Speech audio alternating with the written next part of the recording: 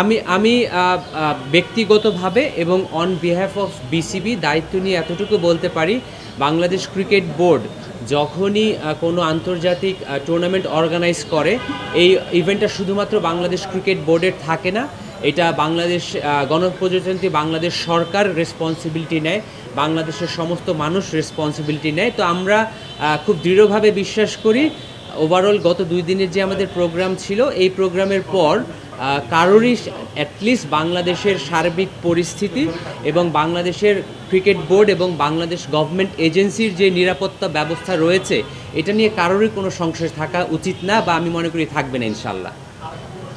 আমি পাল্টা প্রশ্ন করতে পারি, গত 7 দিন 14 দিনে বাংলাদেশে কি খুব আনইউজুয়াল বড় পরিস্থিতিতে আমরা কিছু দেখেছি? আমরা দেখিনি। আমি পুরোটা সময় তাদের সাথে ছিলাম। এয়ারপোর্ট থেকে হোটেল, হোটেল থেকে এয়ারপোর্ট, মাঠ থেকে হোটেল, আমি কোথাও কোনো আনইউজুয়াল কিছু দেখিনি।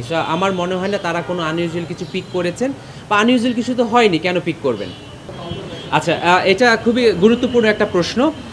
মূলত আমাদের যেই ড্রিলটা আমরা গত 2-3 দিন ড্রাই রান এবং আজকে ওয়েট রান করেছি, এইটা বাংলাদেশ ক্রিকেট বোর্ড যখনই কোনো আন্তর্জাতিক সিরিজ আয়োজন করে থাকে, এইটা আমাদের একেবারে রেগুলার একটা ড্রিল। তো এই প্রিপারেশনটা আমাদের সব সময় থাকে। বিগত সময় হয়তো আমরা লাস্ট হয়তো 2011 ওয়ার্ল্ড কাপ এবং 14 ওয়ার্ল্ড কাপের সময় বড় পরিসরে করেছিলাম, কিন্তু আমরা সবাই জানি যে বাংলাদেশ পুলিশে বা বাংলাদেশ আর্মিতে কিছু বড় বড় পর্যায়ে রদবদল হয়েছে, এক জায়গার ডিপ্লয়মেন্ট আরেক জায়গায় গিয়েছে। তো যেহেতু কিছু পরিবর্তন রয়েছে, সেটা আমরা আরেকবার ড্রাই রান করে দেখলাম, যাতে যারা স্টেক হোল্ডার আছে সিকিউরিটিতে, তারা সব সময় তাদের যেই দায়িত্বগুলো আছে সেই সংক্রান্ত দায়িত্বগুলো আবার একটা অনুশীলন করে দেখা, যারা নতুন ইনভলভ হয়েছে তারা আবার নতুন করে প্রোগ্রামটা করে থাকেন। এটা আমি আরেকবার আপনার রিপিট করতে চাই, এটা বাংলাদেশ ক্রিকেট বোর্ড যখনই কোনো খেলা আয়োজন করে, এই প্রোগ্রামটা আমাদের একদম রেগুলার প্রোগ্রাম থাকে। হয়তো বিগত 5-7 বছরে যেহেতু প্রয়োজন হয় নাই, এটা আমরা অনুশীলন করি নাই, এইটা আমরা অনুশীলন করেছি। এবং ওরা যেহেতু সার্বিকভাবে আমাদের নিরাপত্তা ব্যবস্থা, নিরাপত্তা অ্যারেঞ্জমেন্টটা দেখতে চেয়েছিল, এটার পার্ট হিসেবে আমরা শো করেছি। আমরা নর্মালি এটা খুবই রেগুলার প্র্যাকটিস হিসেবে দেখি। এর আগে অস্ট্রেলিয়া, তারপর ইংল্যান্ড, নিউজিল্যান্ড তাদের প্রতিনিধি দল পাঠায়, এবার সাউথ আফ্রিকা পাঠিয়েছে। খুবই রুটিন একটা রেগুলার একটা প্রোগ্রাম ছিল।